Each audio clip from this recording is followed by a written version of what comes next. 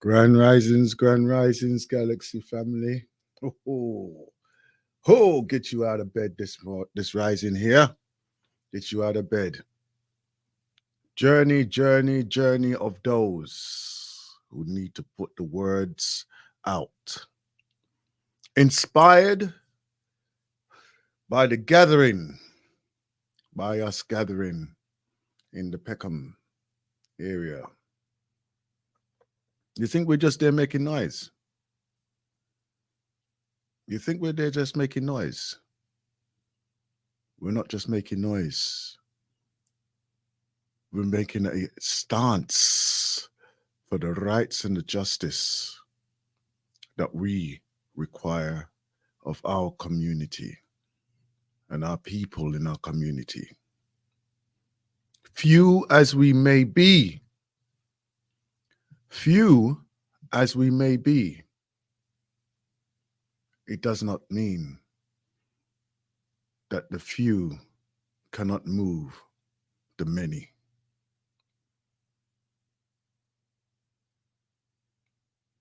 Grand risings to you, one and all.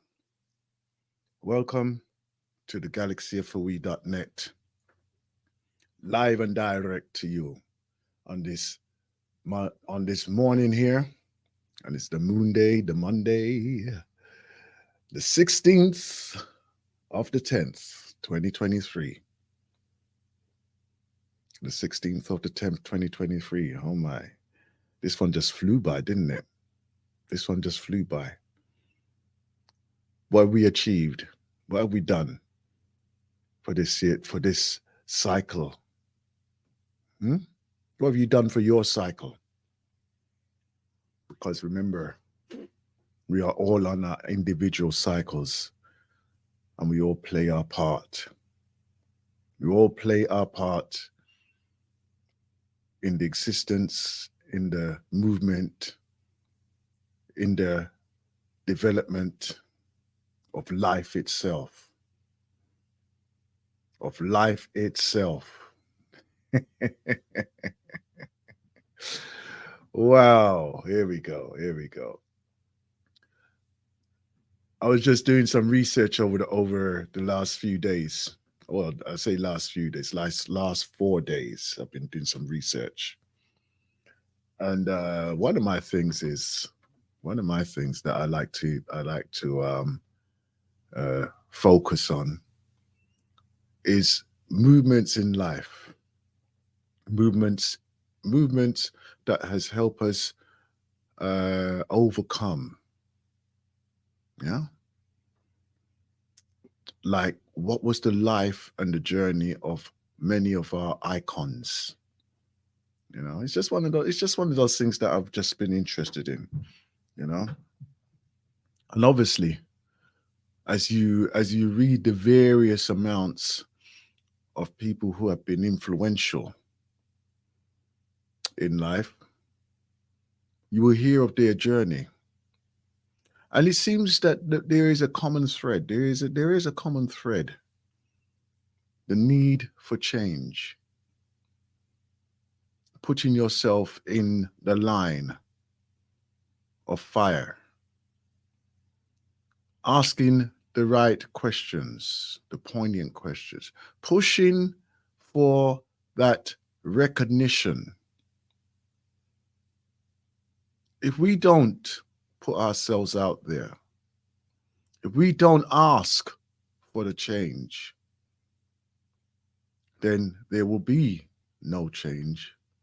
In fact, life will move on and you'll be further and further and further behind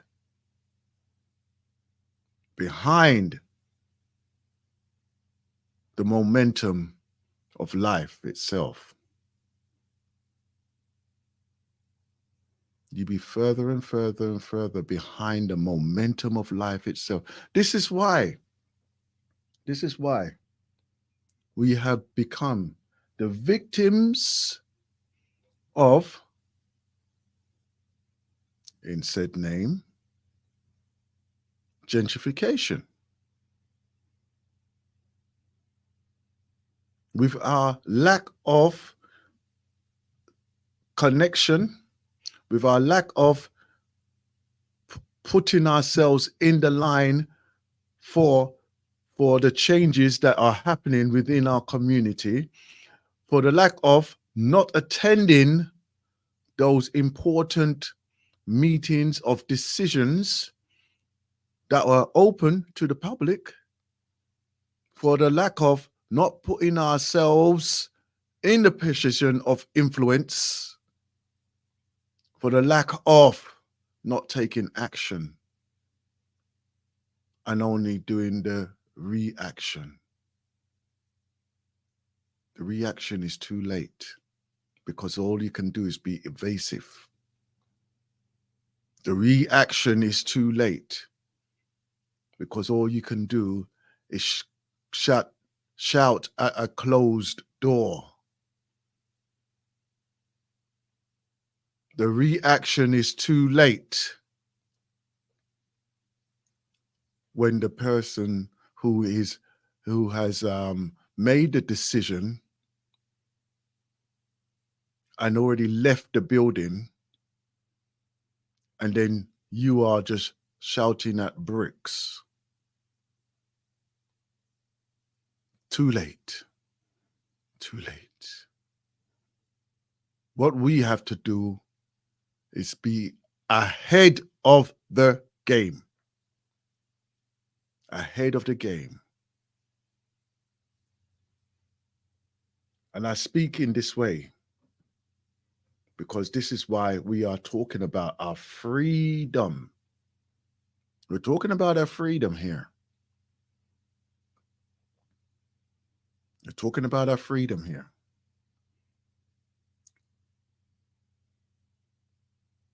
What is it that you cannot see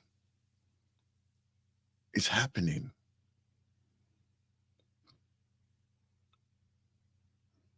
We love to point out. We always love to point out our faults.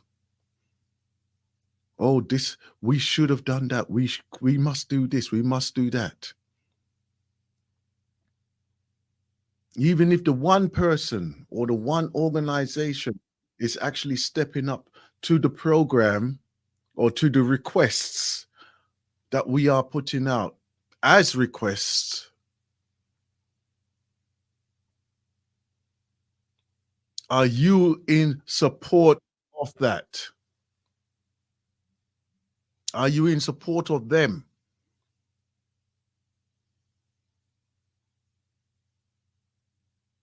You cannot be just sitting aside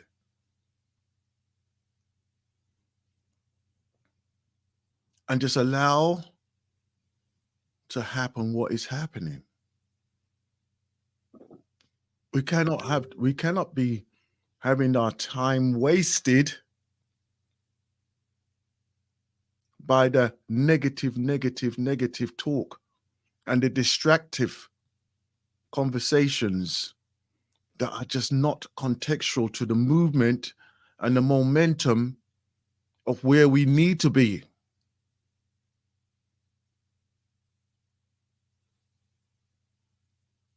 Each year, each cycle, we have the opportunity to improve.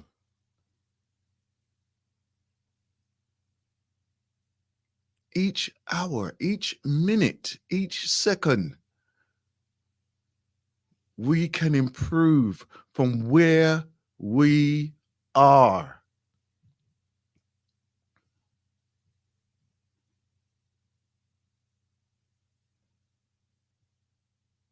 And for those who don't want to, no problem. It just means that you won't be around us that often. In fact, we'll be moving forward and you will be left in the wake of behind. You will be left in the wake of behind.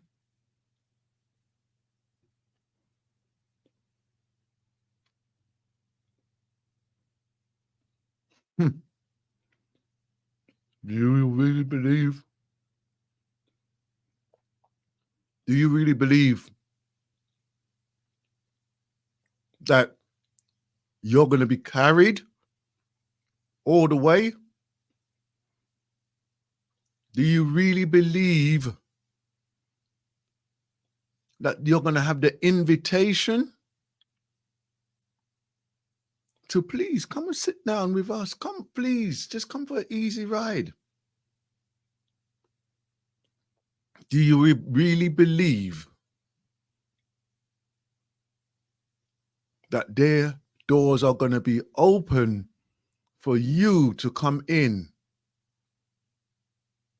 and share in their wealth, their profits? Hmm? Do you really believe that?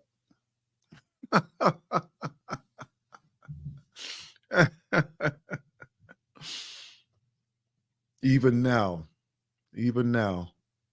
they are showing their true colors. They're showing their true stance. Due to the lack of interest by the population of the whole nation,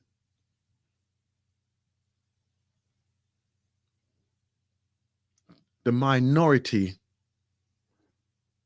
mindset have been able to manipulate themselves into a position of influence.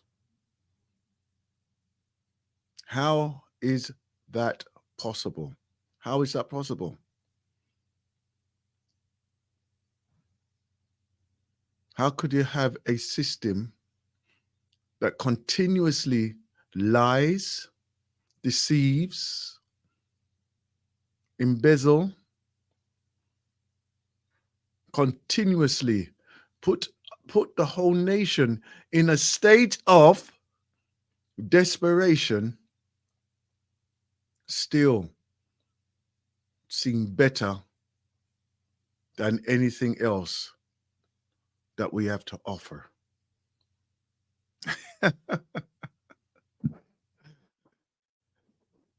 What a pathetic life that we are living. What a pathetic life we are literally living. And I don't say these things because it is absolutely true. It is absolutely true.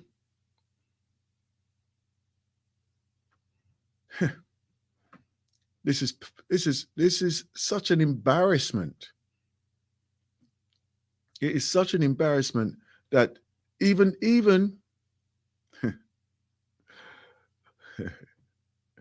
even our history, we forget. We forget. And what do? You go along.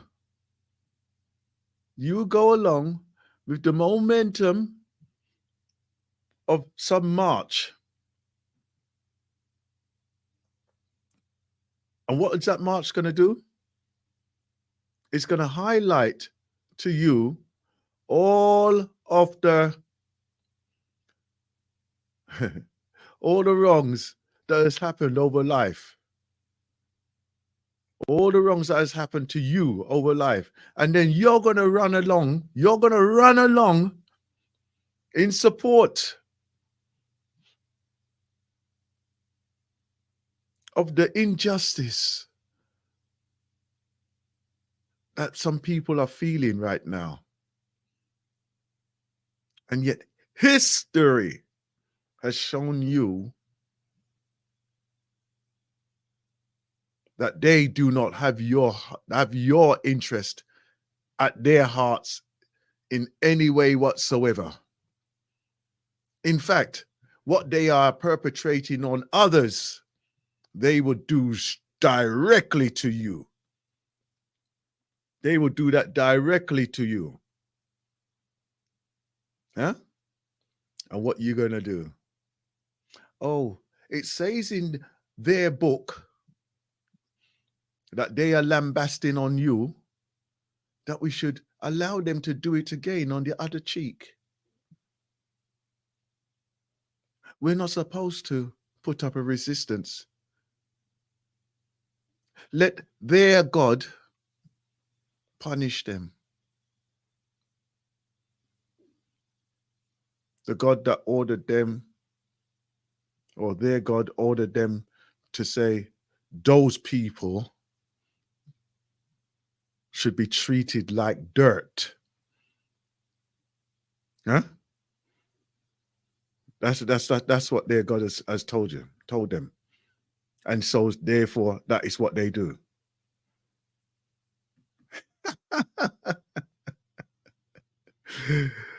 I have to tell you this one there.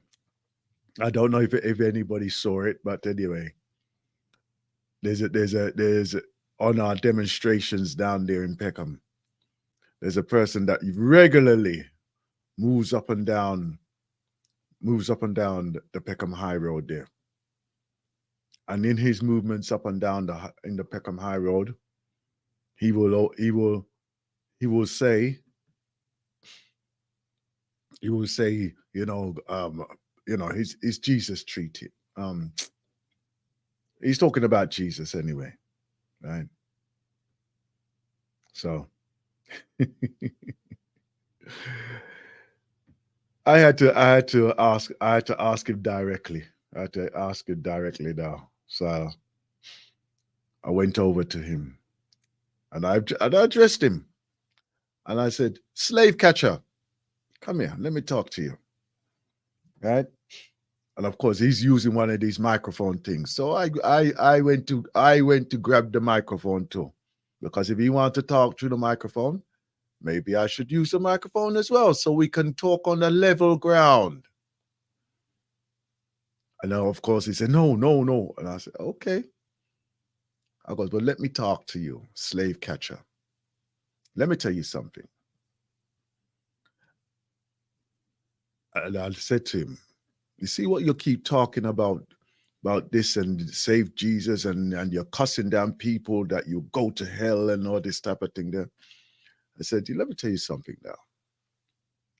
Why are you cursing people with the same whip and the same language that these white people have taught you over these years? Why are you doing that? Do you not understand or understand that what you are doing is exactly the same thing that the white man has done to us for over these years? Do you not understand that? And he paused for a moment. And I'm glad he paused for a moment. I'm glad he paused. Because in his pausing, I was able to interject again.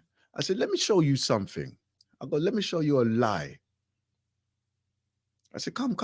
And it took me a few times to actually get him to move into the moment. And I said, come, I just want to show you something. I want to show you a blatant lie. And I took him to the shop front where we was demonstrating outside. And I said, let me show you a big lie. And I showed him the sign that was put up by the people within the shop. And it said, business under new management. Business under new management. Now, hear me now.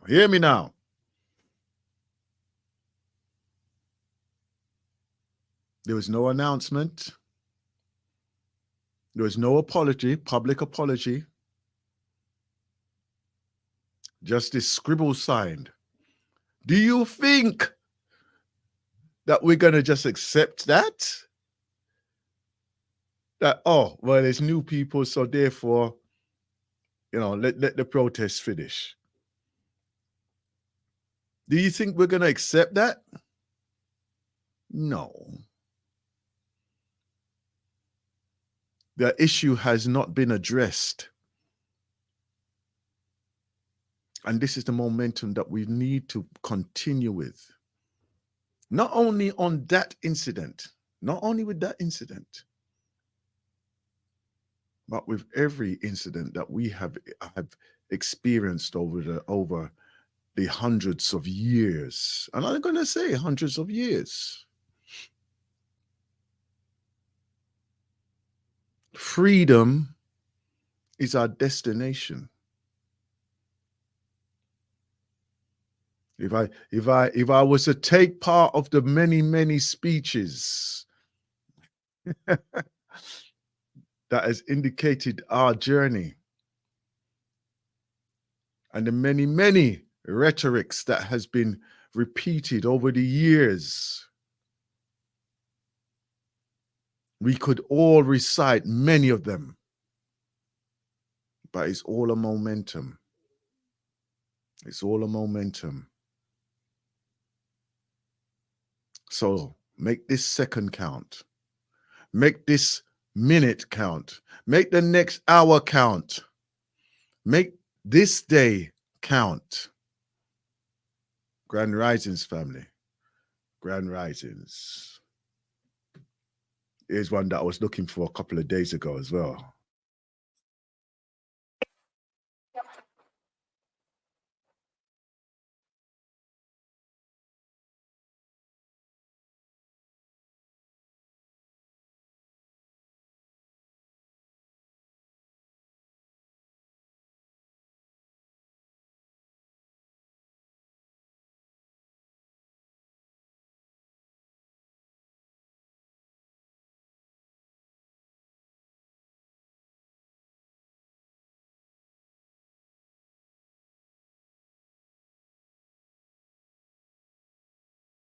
You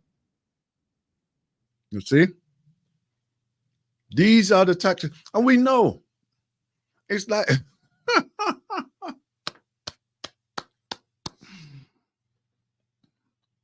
that is like that would be equivalent to let me touch let me step on their toe.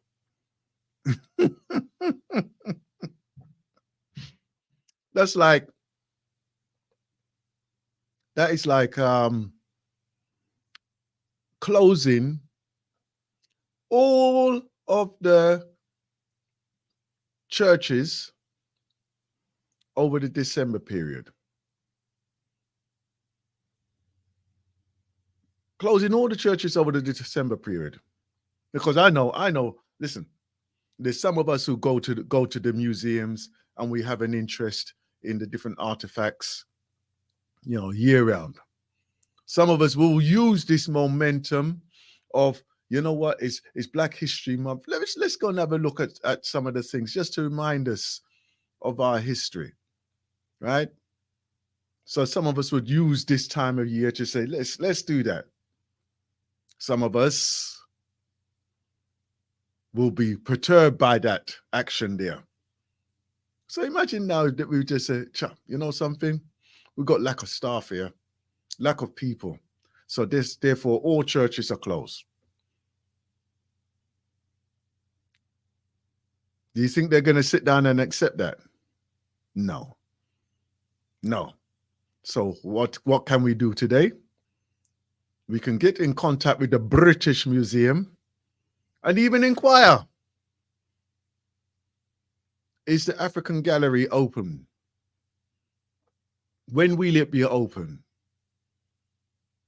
Huh? We could even put it on our social media. Why is the African Gallery closed? Yeah? We can do this. We could do all of these things. Yeah? This is the type of activism that we need to be doing, right? Ensure that you are part of the movement that is necessary for everybody right now. Ensure that you're part of it. And as I said, don't be sitting on the side. Don't let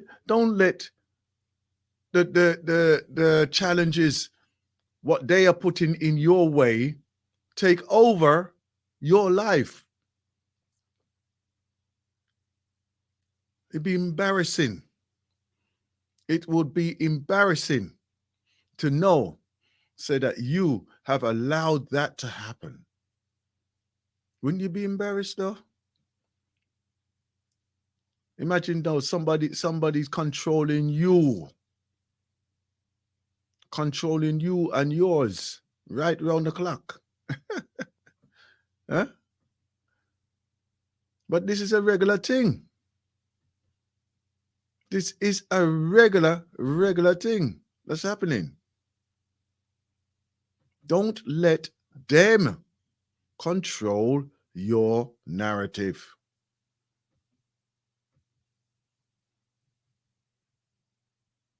I was very glad to see though, um, following the call from Chipakambra Bai for the gathering of us down there on the Peckham.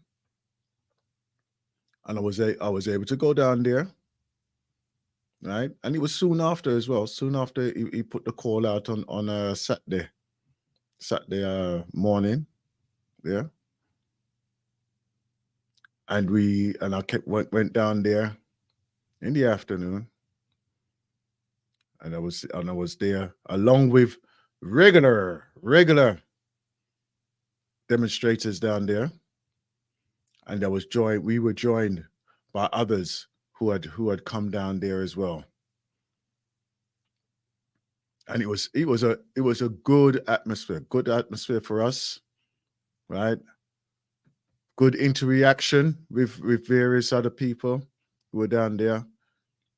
Still, believe it or not, there were those who came there and they did not know what was happening. Yeah, so don't think that it's everybody know, right? And then when we took the time to explain to them what has happened, and they took their choice of action of whether they were going to go into there, and even when there was a sister, I was approached by a sister. I'm hoping that she will call in that sometime, not necessary today, but I'm hoping she's listening. I actually, you know what, I did fail to take a note of her name, and I have to apologize for that. But there was a sister that approached us, and she's saying that, due to what's happening down here, all of the businesses that she has been into now, they are offering refunds. Yeah. Whereas previously, there was no refunds. Yeah. So in that way there, it has affected, and they saw how it affected them. Well, it affected that business anyway. And of course, who wants to be in a society of where there is unfair trading, and even by law,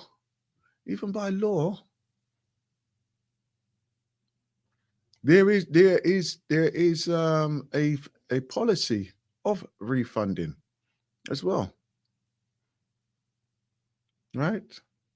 And there are things that you can do, right? The way how you purchase certain items could put a safety purchasing agreement with the refunding policies as well, because then you could claim back if you use certain ways of how you purchase things, like through using credit cards and things like this. Yeah. So please, please, please, please, don't just fall into the trap of they're going to just take your money and that's it. We're not giving you no money back.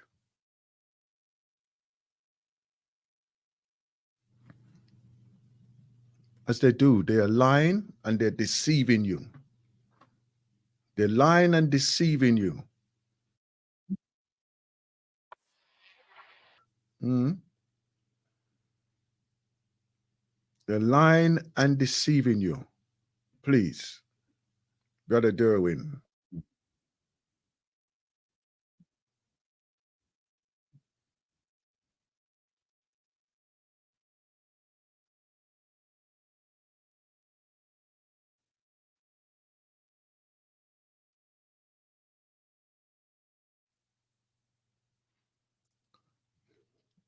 See the momentum and the voices of freedom. Is your voice going to be one of those of the freedom? Is your voice going to be one of those of freedom? Lines are open 0203 289 6504. Let's write our own book. Let's write our own book of freedom. Let's raise our own icons. Because remember, every time line has a different icon on there. Right? And a person or organization that has made a change.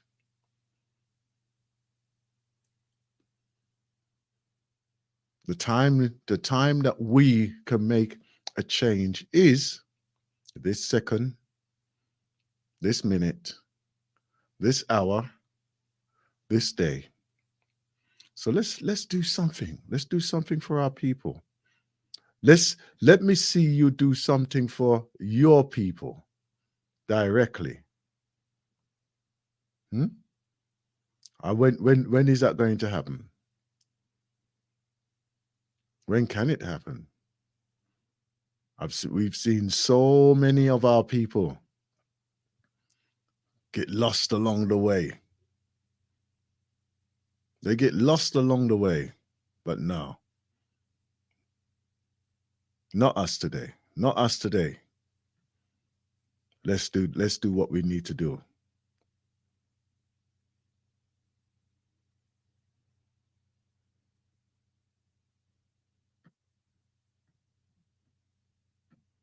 Tune. Jah Rastafari, great Jah will never be the power to uphold land.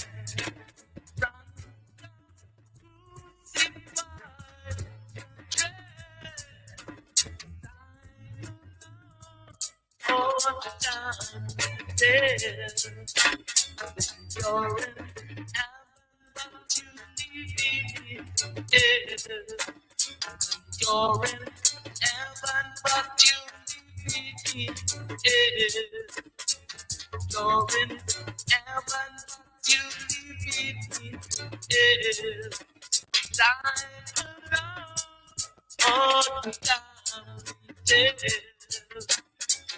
You're in heaven, but you need it.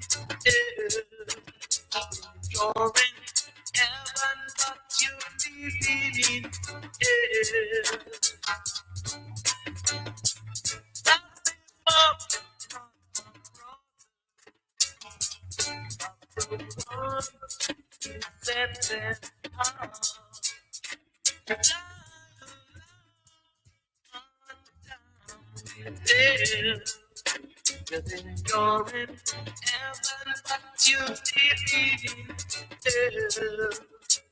You're in heaven, you need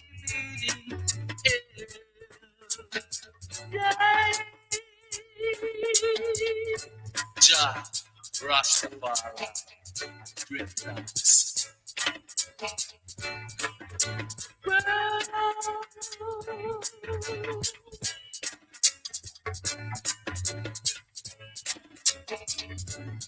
Oh, children, to be no more.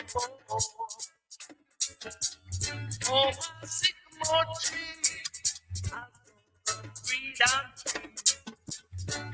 Oh, children, be no more, be no more. Children, be no more. Thou will never get the power to abolish. Rather than crucify the dead, on and on down. Enjoying you living in hell. You're enjoying heaven, but you living in hell. You're enjoying heaven, but you living in hell. You're enjoying heaven, but you living in hell.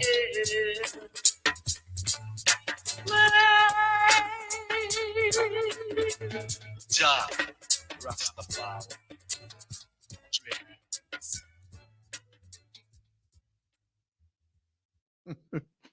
Yeah, ain't that the truth? Oh boy, this guy's it jump back to life now. No man, not yet, not yet. You see, the thing jump back to life now. Oh boy, I tell you something. This place here, you see. Oh, no, let me give you this one, yes, sir, as well. Let me give you this one. Go on, babe. You get the text message. All right, same place, same time. I was from Halton, she was from Brixton. Met her in a Central, it was non-fiction. Yes, me have a wife and she married to a bad man. Send a text message and say, baby girl, not take long. I'll be waiting on the other side of the river. From your habit for me, my girl, come deliver. I'll be waiting on the other side of the river. Girl, come feed the thing, will make your body start shiver. Yeah. She have a sat nav, me have a postcode. She have a Instagram, the picture upload. Good in her real life, she not no filter. She make it get stuck in a the printer. She bad her bricks and she cold like Cold Harbor. She say she buy me something nice out at Zara. And she know help, I love cool water. She spend it from right round the corner. I was from Halton, she was from Brixton. Met her in a Central, it was non-fiction. Yes, me have a wife and she married to a bad man. Send a text message and say, baby girl, not take long. I'll be waiting on the other side of the river. From your habit for me, my girl, come deliver. I'll be waiting on the other side of the river. Girl, come feed the thing, will make your body start shiver. Yeah. Southwest 9 to Northwest 10. Tell everybody she are my best friend. Love when she flash a little eyelids them. Make me drink holy Guinness like the Irish them. I ramp the travel across London City. Can't tell no lie, she have the nicest. Love how me fresh, I know me clean like Bitty. She there when the streets get gritty. I was from Halton, she was from Brixton. Met her in a Central, it was non-fiction. Yes, me have a wife and she married to a bad man. Send a text message and say, baby girl, not take long. I'll be waiting on the other side of the river. From your habit for me, my girl, come deliver. I'll be waiting on the other side of the river. Girl, come feed the thing, will make your body start shiver. Yeah, the girl, check my halfway on the riverside, on the embankment, which part the boat party them keep. Just call me when you see the London Eye and the House of Parliament. You will see me with the flowers and a vase and an ornament. And baby, make sure nobody now watch you. Make case and drive fast, but I make the camera them flash you. But don't worry yourself, you will see me at the rendezvous. P.S. What we are drinking tonight? NC Asham. I'll be waiting on the other side of the river.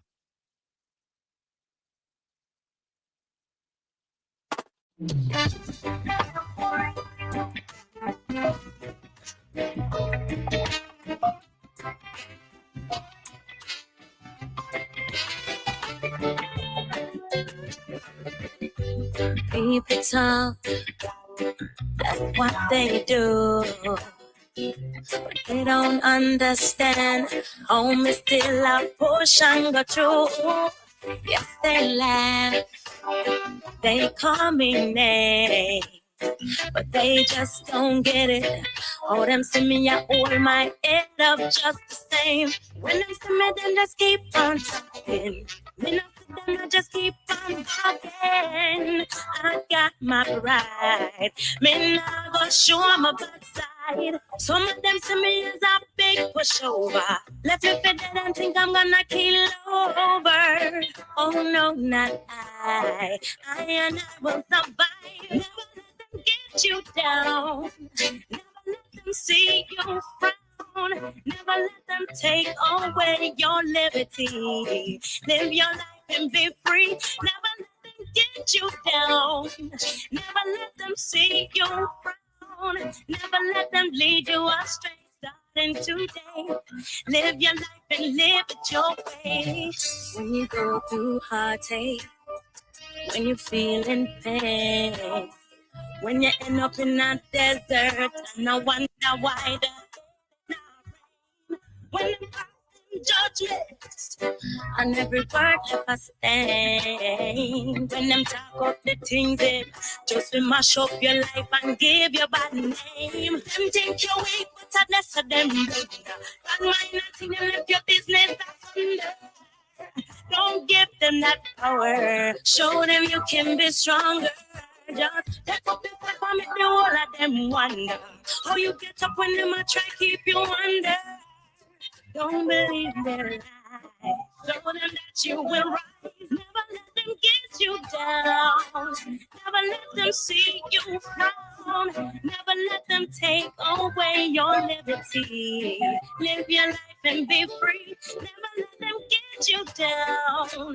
Never let them see you frown. Never let them lead you astray. Starting today, live your life your way. I say. Keep it up. That's what they do. But they don't understand. Home is still a push and the truth. Yes, they laugh. Some call me names, but they just don't get it. When them see me, I hold my head up just the same. When them see me, then just keep on talking. I mean, I see them, I just keep on talking. I got my pride. Me not gonna show my backside. Some of them see me as a big pushover. Let me fit dead and think I'm gonna kill over. Oh no, not I. I and I will survive. Never let them get you down. Never let them see you frown. Never let them take away your liberty. Live your life and be free. Never let them see you frown. Never let them lead you astray. Starting today, live your life your way. Never let them get you down. Never let them see you frown. Never let them take away your liberty. Live your life and be free. Never let them get you down. Never let them see you frown. Never let them take away your liberty. Live your life and be free. Get you down. Don't let them get you down. And as we reach the top of the hour, top of the hour now, 8 a.m. on the 16th of the 10th, 2023 on the galaxyoftheweed.net. Grand Risings, Grand Risings, Grand Risings. And welcome as well to our sister. Hold on. Let me bring you a night. Oh, what have I done here? I'm up and down all over the place today. What am I doing? Here we are. Yes, and welcome to our sister, Sandra. Greetings, Brother Aston. Greetings, family. Greetings. Yeah, we start already. We started already. Yes. No. I'm talking to my computer. To my computer. He's taking. Let me tell you something. The way I'm gonna go on is like him take over the show. Taking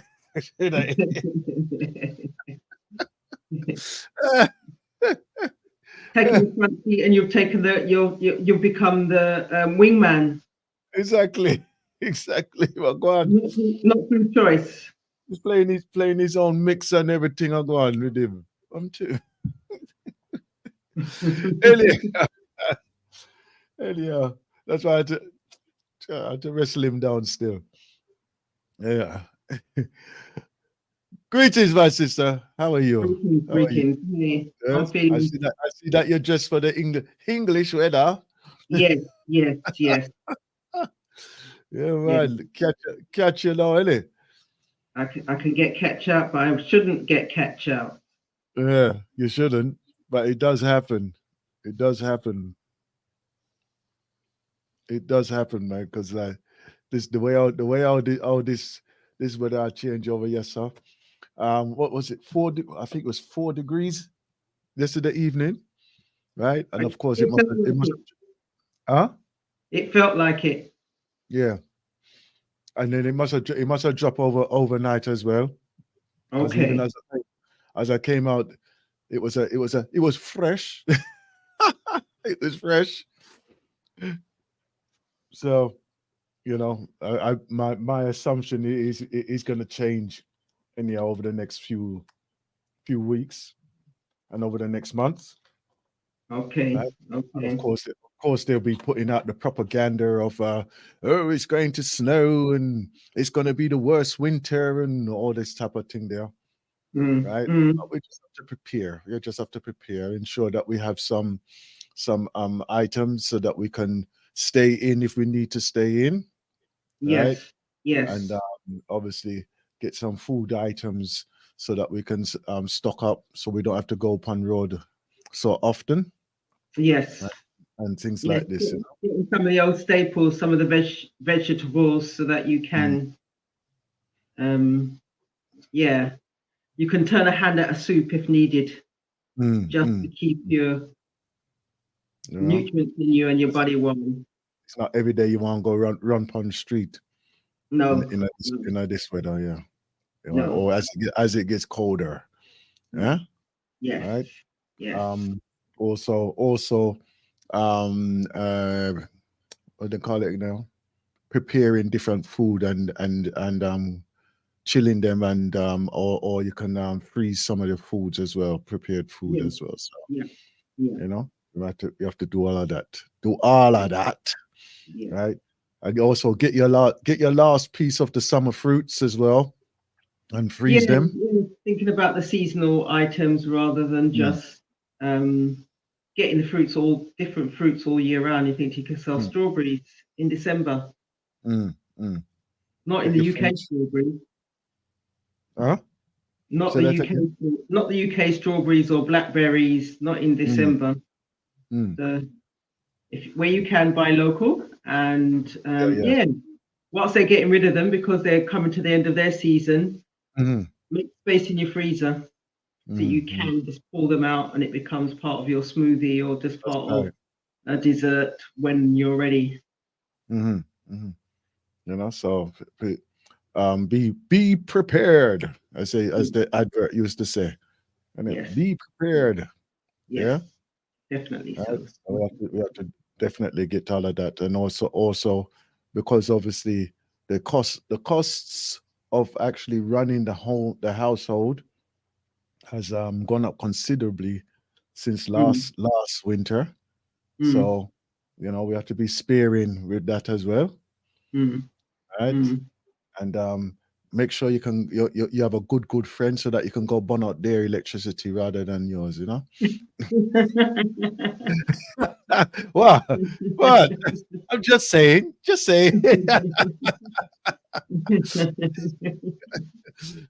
or even thinking about, do you actually need to burn the electricity in the whole of the home? Can you just burn it in the room you're in and keep potentially the passage or the kitchen or the bathroom on a slightly lower gauge, so you don't need, so you're not walking out of an ice box or a warm room into an ice box. Can you just regulate the temperature?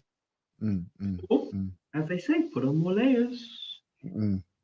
Or just put up with your friend them, with your man them or your woman them who's a little bit cantankerous just for the winter.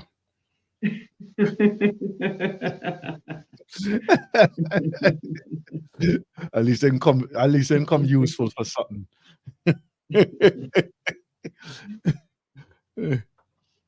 Yeah. Anyhow, apart from that, you can always just fly out to a nice warm country and knock on. Where you live again? What's your address? not take up the winter sun. Yeah, take up the winter sun business. You know, if your pocket can stretch to them things there. Well, if you're able to get yourself down to 23 kilos between now and then you can definitely come in my suitcase. Yeah, definitely. I'll put you through as a delicate item or fragile item, but you need to get down to 23 kilos. Shrink wrap. Yeah. And everything. Yeah, but we just have to prepare for this time of year, and be aware of those, and also be considerate to those who may not be as agile as yourself, and just spend some time and just extend a little hand for others as well. You know, because it's as I say, this weather, yes sir, boy, it's gonna calm down and lick some of us. Some of us is gonna be feeling it, man. Gonna be feeling it. Yeah, because as I said, this as I was coming out this morning, and I was walking down to the studio, I was thinking, my word, if there was a breeze now, that would have just pull it down even more. That would have pulled it down even more. But still, anyhow, we're still moving and we're still alive, and everything. We're still blessed and highly favored. Yeah. And we got the opportunity of moving. Anyhow, so my sister, let's do a little bit of a check-in. Was you able to attend the event yesterday? So I did attend the event yesterday. It was Papa G, Muhammad. If I was still going to the antics. He was, because he's in the Gambia. So he's building the Sankofa. I'm just looking for the Royal Sankofa estate. Okay. So he was basking in saying how hot it is, sweating, yada yada. It was just shy of 40 degrees in the shade. In the shade. Yeah, in the shade. So he was saying that, but he was speaking about what he's been doing and what brought him to Gambia. I said Ghana. What brought him to Gambia, and the need and the requirement and the drive to build the Royal Sankofa estate. And he's only been out there a year, potentially a year. I think he's been back and forth, but I think he only recently made a more of a permanent move. Yeah. So he said that was the first time he's lived outside of London, not even the UK, because he's gone back and forth to various countries. And he said he actually hadn't gone to the Gambia. So that was the first time he'd been to the Gambia, and he was drawn to go to the Gambia. And the reason why he chose the Gambia, or part of the bigger picture, was Kunta Kinte and Roots, and him remembering back in the day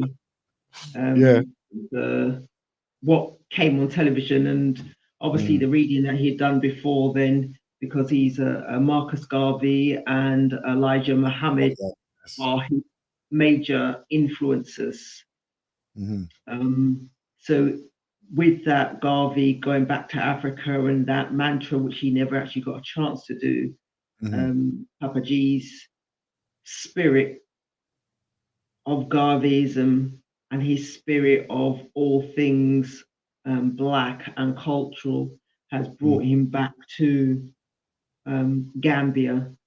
So he bought land, he showed us different portions of that land in relation to the development. So it was a piece of land with fruit trees or trees, regular trees, clearing it, putting up structures, water, because there was no water or electricity on the land, so him drilling the hole in order to get the water. The building that has been constructed, Garvey, and it's going to be more like an auditorium. You can hold conferences and stuff like that there. And it's called Garvey. It's got that with Garvey's name within the title, and then he showed how some of the construction for the buildings were coming along, and the Kunta Kinte walk, which he will encourage all those that are staying. So he said he could have gone and made a decision and just bought some little 2x2 acres of land and with a building already on it and just done a cheap thing.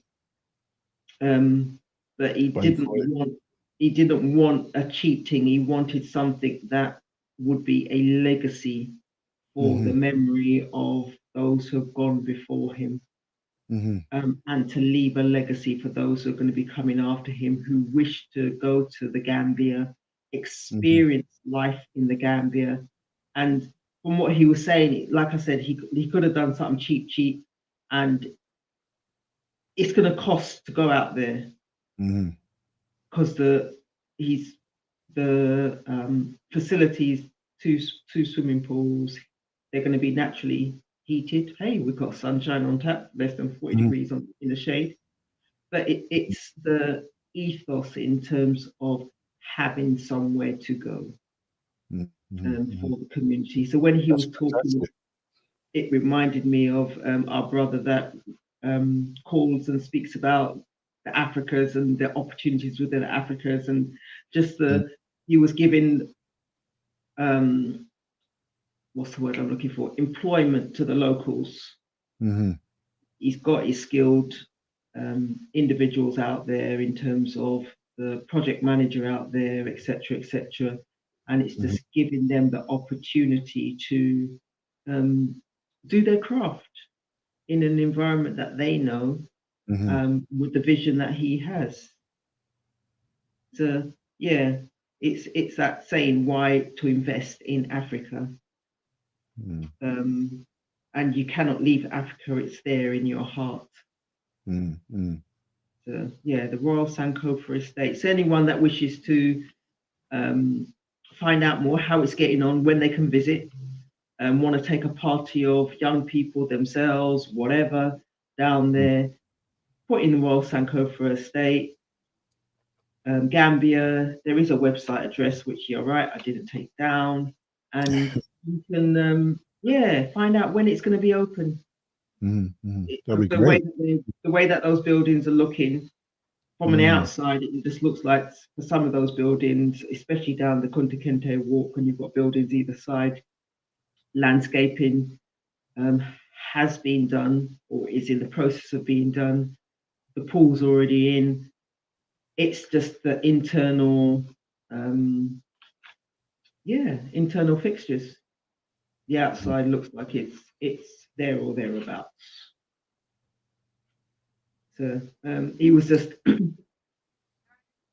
so excited in terms of listening to and he's always excited about life, though. And it's beautiful having that energy and knowing your purpose, and building on what you'd read in the past in order to share that knowledge with others, and with the children, etc., etc., that he was doing a lot of his works with the children. Yeah, And that yeah, in yeah. opportunity in the, You know, community. as he's speaking there, I think he has his momentum of students already, right? Yes. Because imagine now he's been doing that for quite a few years, being a motivational speaker He's and 40, reaction with 30 the young years, I think people. he said. I think it's 30 Huh? years. I think it's 30 years, 30, 40 Right. years. So imagine now all them young people that hear about Papa G's got a house in Gambia. They're all gonna be plugging. And if you can get the experience, because I was thinking to myself, he literally, where he's built that estate, because it is an estate. I can't remember how many acres he said that he bought, but it is an estate. It's not built up. So maybe by the time his children's children, when they start to go there, there's going to be other things around it. But at the moment, it does take time, unless you're a multi-millionaire and you can bring in all the construction people and everything to come and do everything, put the infrastructure in. It does take time to build these things, you know. Well, his buildings coming along great. I'm just saying the surrounding areas around him. When they do the panoramic view, it's still land, it's Sosa land. But yeah, his estate is coming along, definitely coming along. And I would anticipate the movement and the way that they're moving, that within 6 months, quite easily, they can start taking visitors, if not sooner. No, that's great. That's great. And I'm glad. I'm so happy for him to be in that position. And he has taken that impetus to say, you know what? Time for a change. Well, he's like I said, from a purpose point of view, understanding his purpose, but recognizing then that he had a responsibility, bearing in mind the reading that he'd done and the foundation that the shoulders that he was stepping on, and bringing it forward, because Marcus Garvey never got the opportunity of going to Africa, even though he spoke about it, and he galvanized minds at a time when there was no TikTok, mobile phones, Google, Apple, Microsoft, Twitter, Facebook. There was none of this media that he was able to galvanize minds, and he learned from Booker T. Washington, and they never got a chance to meet. So he's taking it one stage further, whereas there may have been appeared to be a chink in the armor, or a baton that hadn't been passed on, but spiritually and culturally, it was passed on. I opened the show this rising with excerpts from an autobiography by Frederick Douglass. Okay. Right. Emphasizing the journey that we have to take ourselves on. Right. And you know, like the theme of what we're discussing this month is freedom. What journey do we have to take to be free?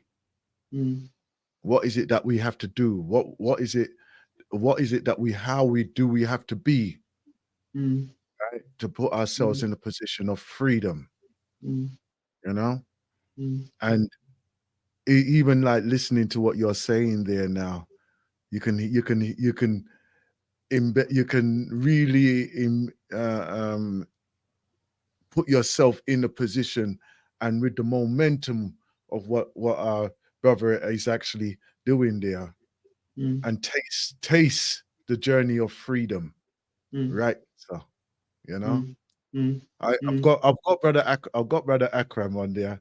I've deliberately. I figured you would, because Brother Akram speaks about the motherland and the opportunities out there. I deliberately put him on the side, right? Because I know, say, when he's ready to fly, him fly high, right? Okay. Well, welcome, our brother Akram.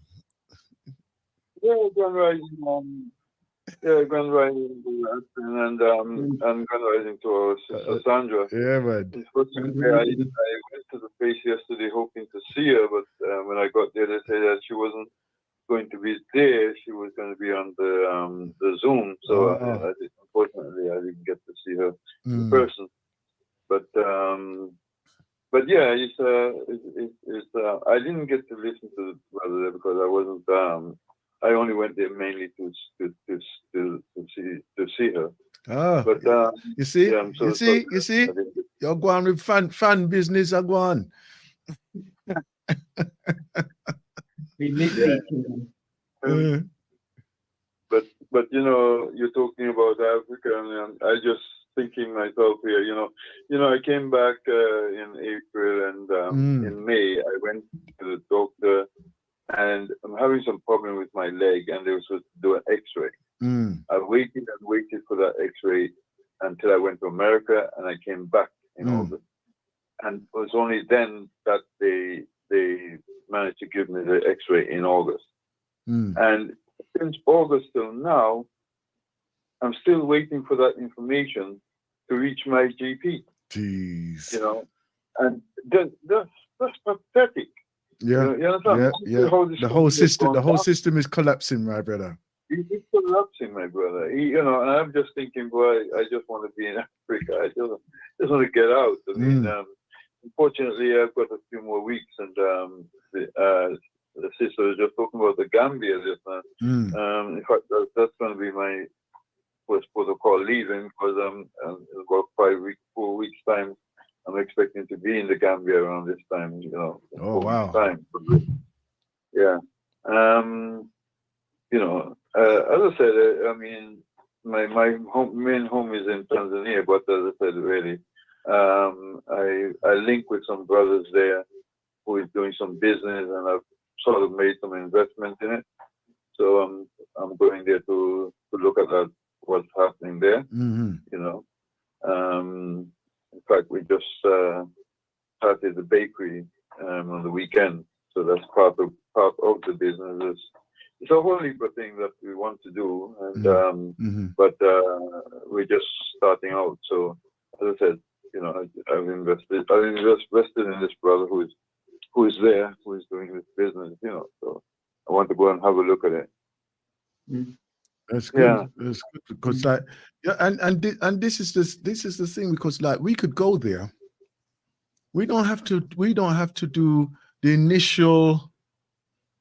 We don't have to do everything just by ourselves. We could be part of a project. Yeah. Because like, you know, even like when I recall on the Black Father support group, when we initially started that project there, it was our Patrick Augustus, and what he was doing, he was sponsoring a class on a different site, right? And he was doing that with another person, right? With a woman, yeah. So but when we found out how much would it actually cost to actually build a school, it was within our means. So that's why we built the school. Yeah. So, you know, it's a case of that you don't have to do things by yourself, right? Even if you say, okay, even as a family, we could do something, you know, if you're all interested in doing that, or even with your friend, with your friends, you know, you could all be there, and you could all go down and say, you know, something, this would be something that'd be good for us to invest in. Yeah, you don't have to be saying, well, boy, it's just me one, and I'm doing this for myself. Yeah, because I'm going to tell you now, and I'm sure Brother Akram will testify to this as well, that we may have the desire to go and live in Africa, but it doesn't mean that our children are going to want to follow us. Yeah.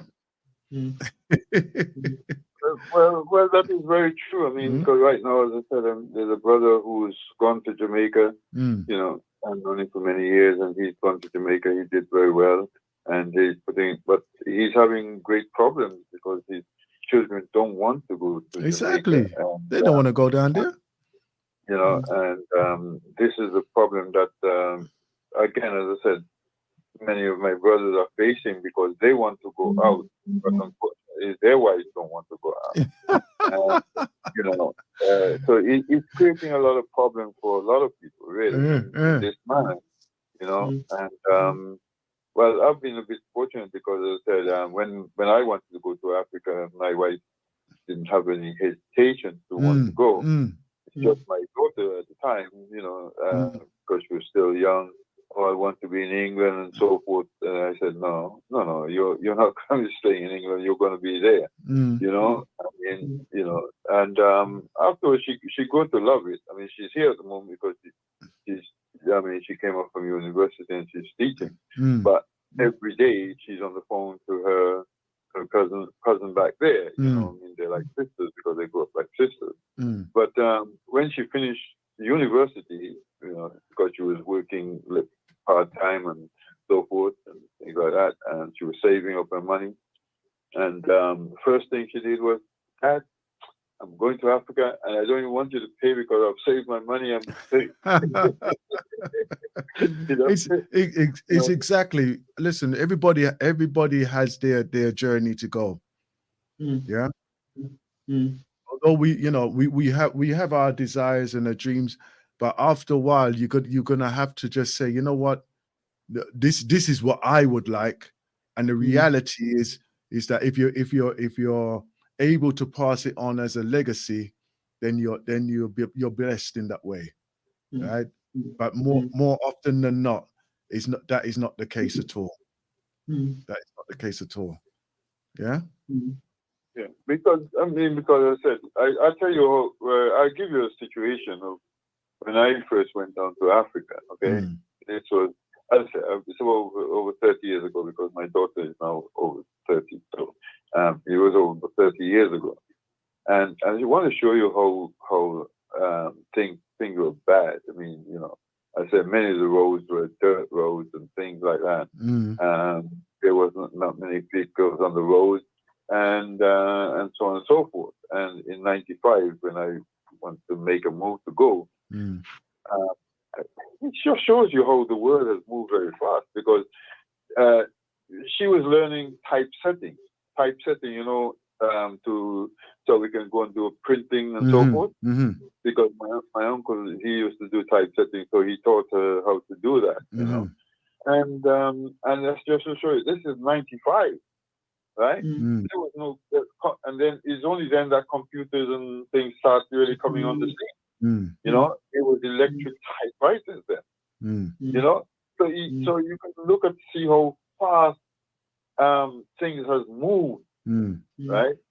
You know, I mean, those days were tape, you know, tape, then and then all of a sudden you had the CD. Now no CD tape, they're not even recognized anymore. You know, so it just shows you how things are moving so fast. One of the things that we have to emphasize, right, and still, right, when we are speaking of the developments within Africa, there are still those who are, and I have to put it this way, there are still those who are absolutely naive to the development which exists within Africa. When we're talking about innovative, right, designs and technological developments, right, they exist on the African continent, right?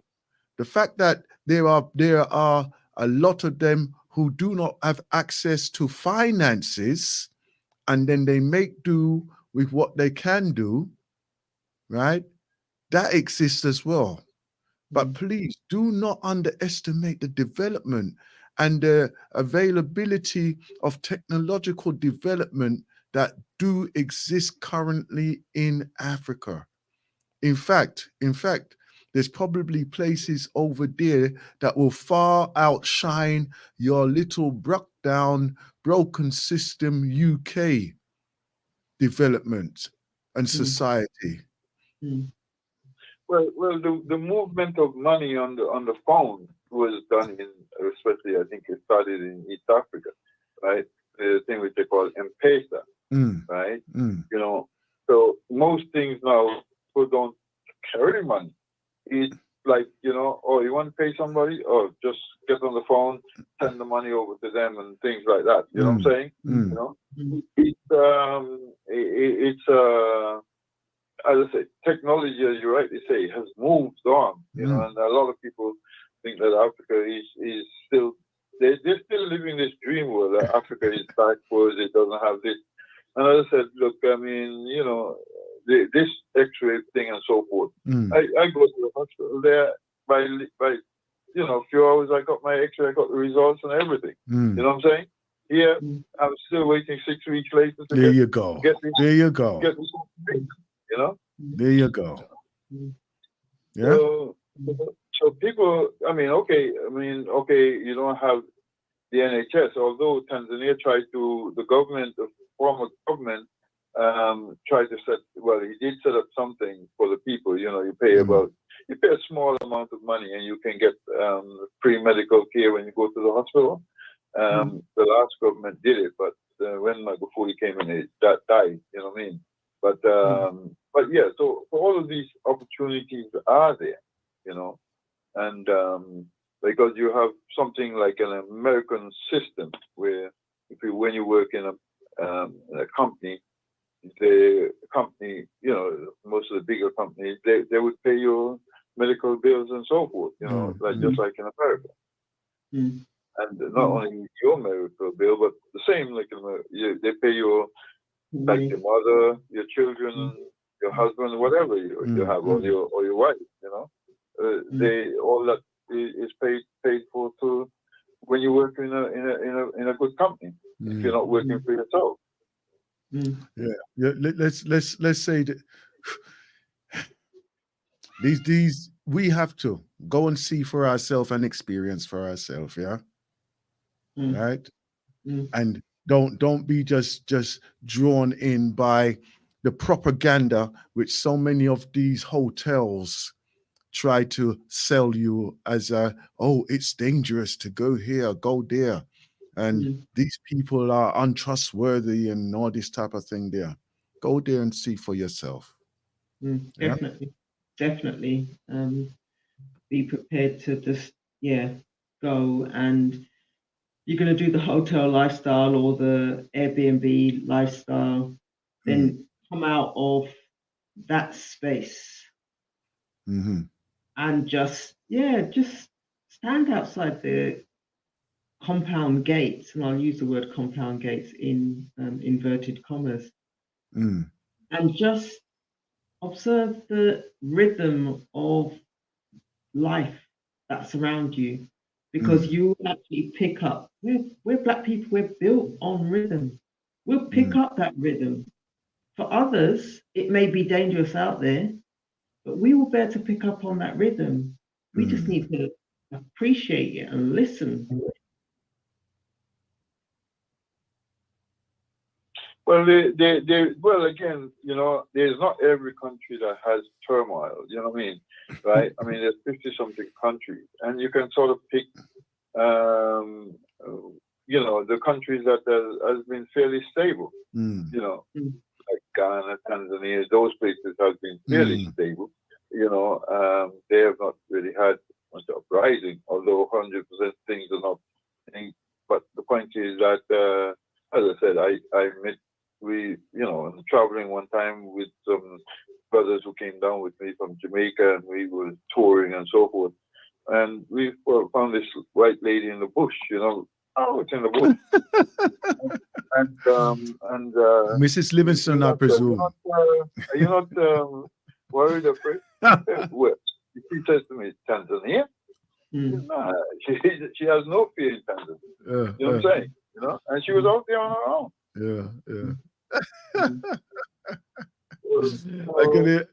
I can imagine everybody like shocked to find this woman there, silent. Yeah, I mean, you know, out in the sticks, you know, nothing around, and she's out there wandering around, and she's not afraid. And no, what Tanzania? You're talking about Tanzania? Why would I be afraid? You know. And so there are countries in Africa. Melanated dominant people. Come here. I'm madder than a holy church. You ready? Hold on. Yeah. Go ahead. Sorry. Go ahead. Sorry? Yeah, continue, please. Oh, you're talking to me. Okay, all right, yeah. So basically, as I said, you know, I mean, for me, as I point out, and I'll put it out there again. I hope I'll try to put it out there as many times as possible, because, as I said, people need to understand what we're giving up, what we're running away from, right? I mean, as I said, there's quite a few countries there that size of England, or is bigger than England, and the population is not even that of Jamaica. You know what I'm saying, right? The same Gabon there, the population, bigger than England, population is less than Jamaica. Same as Botswana. Botswana, nearly three times the size of UK, and it has a population less than Jamaica. Could you imagine? Land in abundance, you know? Oh, yeah. And Botswana, again, it's one of the most developed countries in Africa. I mean, you can see the hospital there. My Lord, I'm trying to think of the name of it now. I'm going to try and look it up. There's a map that shows the correct scales of the landmass on the planet Earth. Right? Many of us are still living in this delusion of the incorrect landmass scales. Is it Peters map? Sorry? Is it Peters? Peters. I think that's the one. Right? I'm just gonna look it up here. Right? No, because if I'm looking at a map, I will often look at it and think from sight, this is completely skew with. Why do we have this? But I believe it is the Peters map where it just shows the size of the continent, or in the, like you say, the correct proportions. So if I go to someone's office and they've got a map of the world up on the wall, I'll dismiss it in my mind very quickly if the proportions are not right, because I don't want to be tainted by something that I know to be untrue. And like even as you're saying that, right, there's been so many incorrect land masses that have been predicted, and obviously within the schools, there's, you know, you always find somewhere that there's going to be a map of some proportion on there, right? We are aware of this. We're aware of this now. We're supposed to be emphasizing this to a lot of our schools now, and get it changed in policy now. Stop the lies. Stop the lies. Yeah. Well, yeah. I mean, there is a lot of lies, especially when it comes to Africa, because as I said, you know, Africa with 11 million square miles, which is, as I said, you put China, Europe, and America combined to, you know that is Africa. And as I said, you know, for me, as I said, I look at, there's at least 30 countries in Africa that has the capability to develop an economy equal to that of UK or France. I mean, UK or France, their economy is not going to grow much larger than they are at 3 point something, maybe $4 trillion.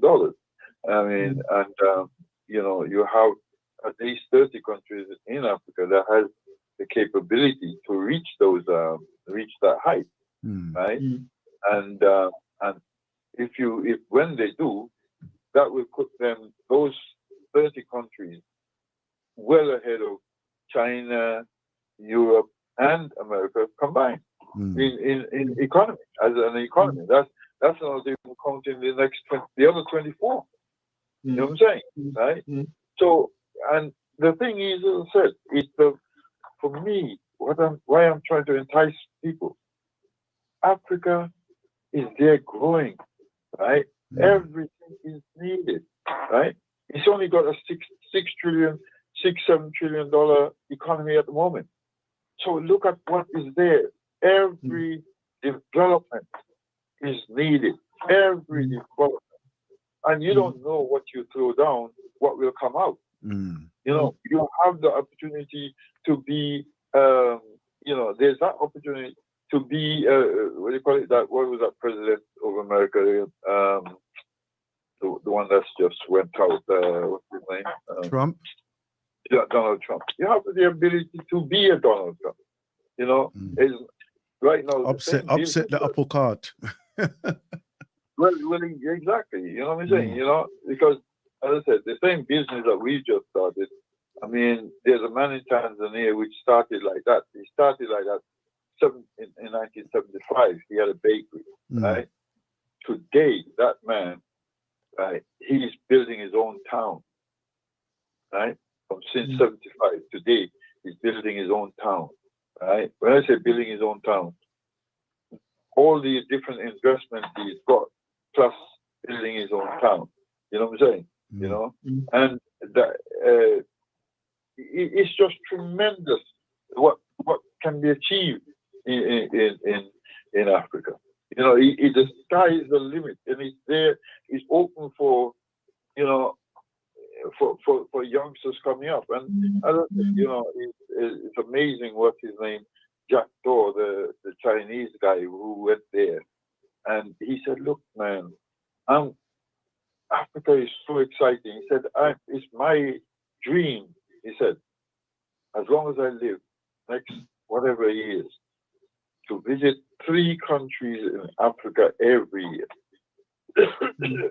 And he could see what I'm talking about. He said, "Look, he could see millionaires and billionaires coming out of Africa." You know, right? Right? He's saying that. He's saying that. He said the mines and other things around there and the scope, he could see billionaires and millionaires coming out of Africa, you know. And that is what I'm wondering, why is it our young folks are not looking, not paying attention to this?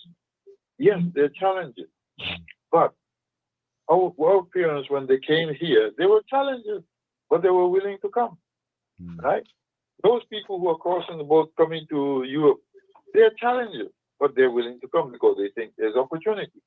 So why is it that we here don't seem to understand that there are greater opportunities within Africa, and that we could be capitalizing on that in our youth?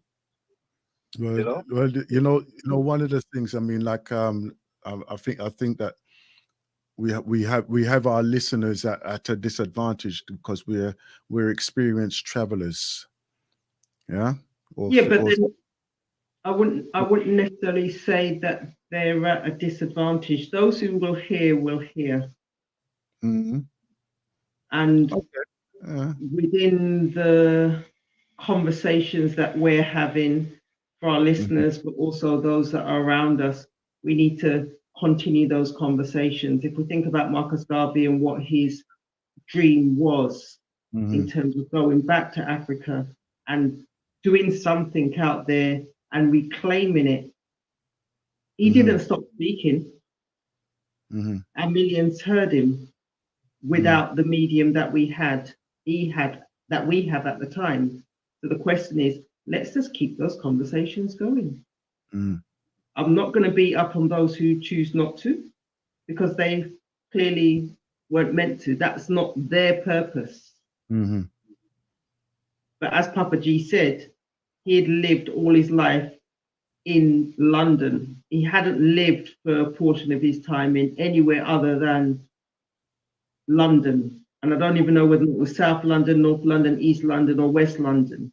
But he was still able to, from his calling, be prepared to make that move out there. Well, pointed out is a friend of mine who, because I said, thankfully he just took a one-way ticket to Gambia. He never even been to Gambia, you know. But he said, "Look, my friend, when he told all his friends, look, I'm going. I'm just taking a one-way ticket. I ain't got a return ticket. Just a one-way ticket. I'm going, you know." And then he met up with his brother, who is doing this business, and he said, "Look, you know, you need investment, you know, because this business that you're doing can be the thing."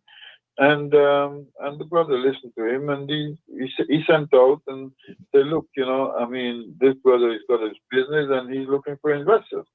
And he called me and said, "Look, you know," I look at it. I said, "Well, yeah, because these are I see all the opportunities that's there in Africa, and basically most of them they just need funds. That's all, you know." And that's what the brother was lacking. Where do I get funds? Because he wants to do well, but he didn't have the funds. So, you know, so obviously I contributed, and I'm hoping we're looking for the ACU to make investment in that, you know, as well. Because the thing is that I'm saying these are opportunities that where the ACU can capitalize. You don't have to be saying they just invest in people. Just invest in people, you know. And this is the opportunity that we have as well. Even as you're all here, and you say, okay, then, well, boy, look, you know, I got some piece of money, or sit down in a bank, and all them things there. You know, these are the opportunities that we can use to say, all right, then let's put together, and let's make something work. Yeah. As well. Right. Okay. I want to change it. I want to change up the direction a little piece, right? Boy, obviously, one of the main topics at the moment is this war. I won't even call it the war, really, because it's an ongoing thing for over 40 odd years now over there in the Israel area. And our position as Black people or African people in the midst, or being dragged into it, right? Now, there's a clip that I want to play, and I want you to listen to this clip here. It's a couple of minutes clip here, right?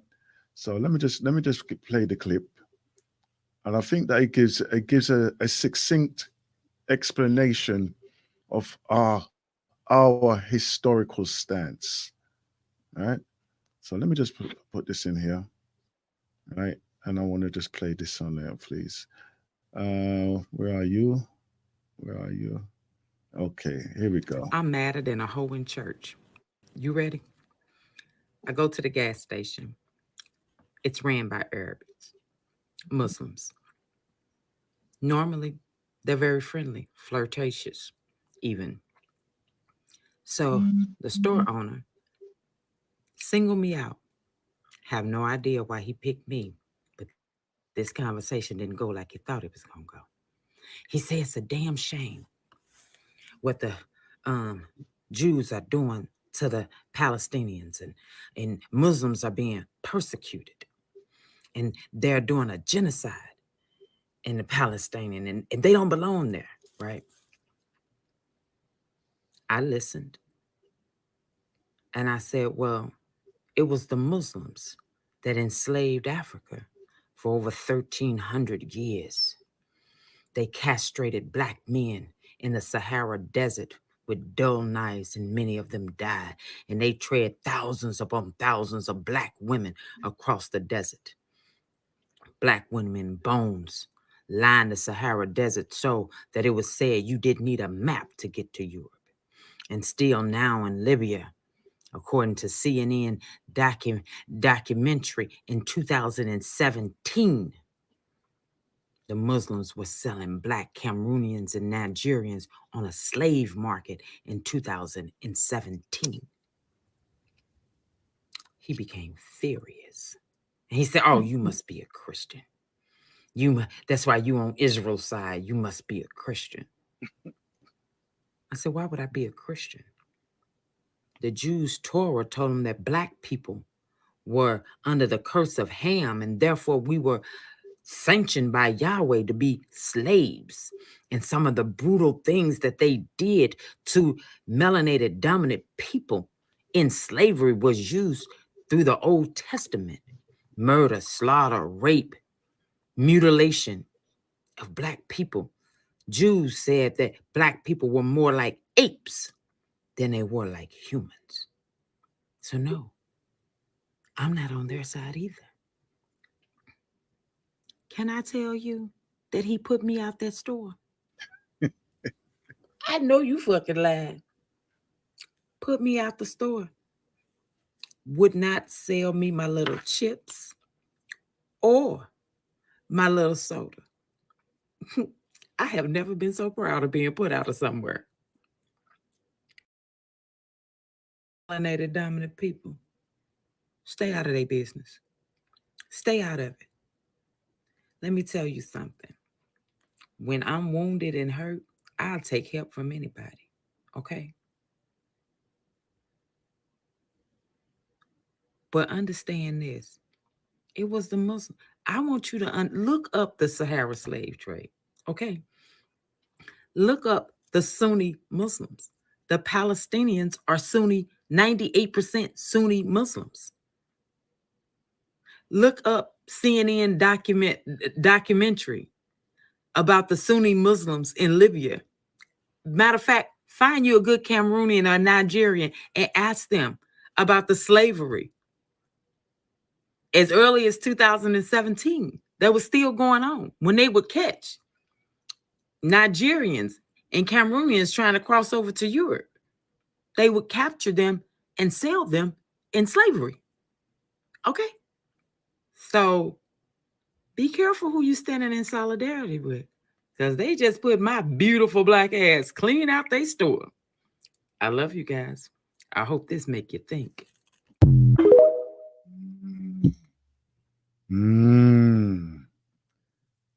Hey. Okay. Now, when I heard that one there, and obviously, you know, our history is indwelled in the whole of the Africas, and for many a year, I've seen how some places are, or some treatment towards us as Africans has been, you know, by the Israelis, and having a connection with our brother Ben as well, you know, and he's telling us of his experience in Dimona, which is in Israel as well, right, with the Hebrew Israelites. And then when I think of it, and I say that even when I was working over in Stamford Brook, right, where it's a very, very heavy Hasidic Jewish area, and they would do everything to be evasive from you anyway, so they just keep to themselves in that way there. And I thought to myself, why these same people, no matter where you go, right, it's like Black people are just not respected, and they're not seen. But still, war is war. War is war. And the thing is that if it wasn't for those ones there in Palestine, and remember, prior to those people coming into there, that was a mainly black area as well, right? That was a mainly black area as well. So just like what they're doing to the Palestinians, they did to the Africans as well. Yeah, they did that to the Africans as well when they went in there to take that land over. So it's just to bring some context to what's happening right there. Yeah, I did come across another clip, and it was highlighting that this person found a map, and it was in the 1930s. I think it was 1930s.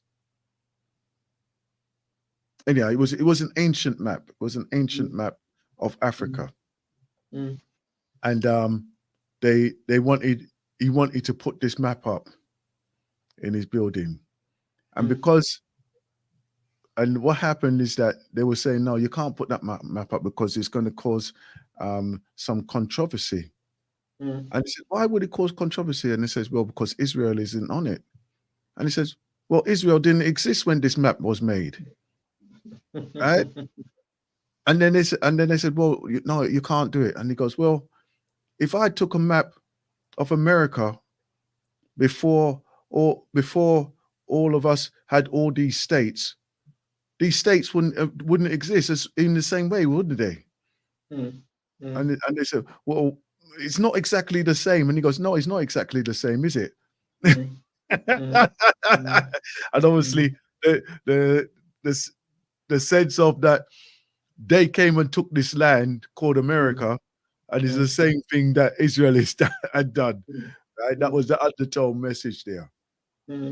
But we have to be aware of our stance when it comes to things like this, because it was a massive demonstration, right? Well, here in UK anyhow, right?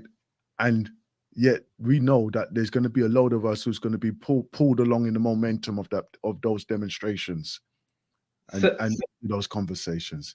Yes, go ahead, my sister. For me, I'm thinking of the time, and I'm mindful of time. That's one of the things that Papa G mentioned in terms of we need to be respectful for time as a group of people. And you've just dropped the proverbial information bomb at 10 minutes to the hour, top of our hour, and expected me to respond. Now you're not playing nicely. We're in a center here, and you're not playing nicely. What I pray and I hope that our family and our friends and our listeners pick up on that is that they continue that thought process and that conversation with their peers, because there's a lot of things out there that are distracting us. That's right. Taking us away from where we need to be and the direction of travel we are going.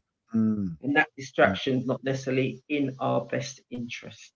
There are good distractions that are in our interest, that will provide us with knowledge, wisdom, skills that will help us in our journey. But there are distractions that will take us so far away from our purpose that it's almost like you're handing over the baton and you're giving up on the race. I'm sure Brother Kwame is going to pick up something along the way with a conversation around this, because I'm praying that conversation continues, because we often get drawn into someone else's argument and standing out there and protesting, and the things that we should stand up for, we don't. Exactly. We fold our arms and we say, well, I saw it go. Not my problem. But we're quick to pick up somebody else's problem. And I love the fact, the last thing that sister was saying, in terms of she was just so happy not to be served. Yeah, exactly. Exactly. Yeah. But then again, remember, it was that shopkeeper that brought out that what highlighted the situation, and then she thought, well, then again, let me think about this and let me answer you in the right way. Yes, she did. She wasn't insulting. She just told it exactly as the facts portray. And in doing so, she was able to hold her head high, and it would be beautiful for those that, because he singled her out in the store full of other people, that some of the other people it would have been lovely if some of the other people had heard that and they had acted based on what she had said. If there were people of color around her, that they would have just said, you know what, if you're not serving her, the sister, then you also don't want my money, because what she said was Exodus. Let's all walk out. We'll go on. We're still going to need to get our provisions, right? So we just go to the man down the street, or look for our own man of our own color, of our own hue, that understands the dynamics and be prepared to pay the extra $1 more, because we are. Is that when we look, because I hear people, as I say, I haven't really been deep, but I hear people talking about the Lebanese and in the Gambia and other places, and all these other. But I'm saying, why then are we not willing to join forces to overtake these people? You understand? That I find very difficult to understand. We just keep willing to just continue to allow these people to be dominant in our area. Why is that? I have no idea. Okay, I mean, people are looking for opportunities and they go, but that area of the problems there in Palestine, as I said. Right. Listen, my brother, we come to the top of the hour, Yeah, okay. Yes, as the sister said, we started on it a bit too late. Yeah. But maybe another time we'll get into it, because as I said, I want people to understand the roots of what is there, to understand and look that predominant area was black people. That's right. So how come all these white people are now the ones taking it over?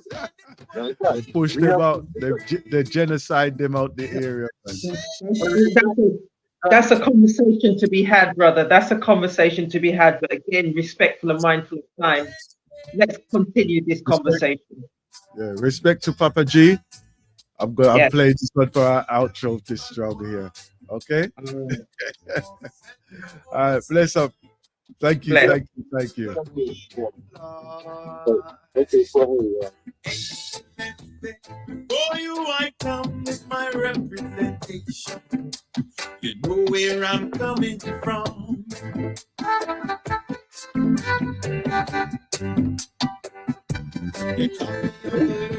Fighting to be free, now you show me a noose on the cotton tree. Entertainment for you. Bottom down for me. All right. I see you again in a few days, okay? Take care now. Bless.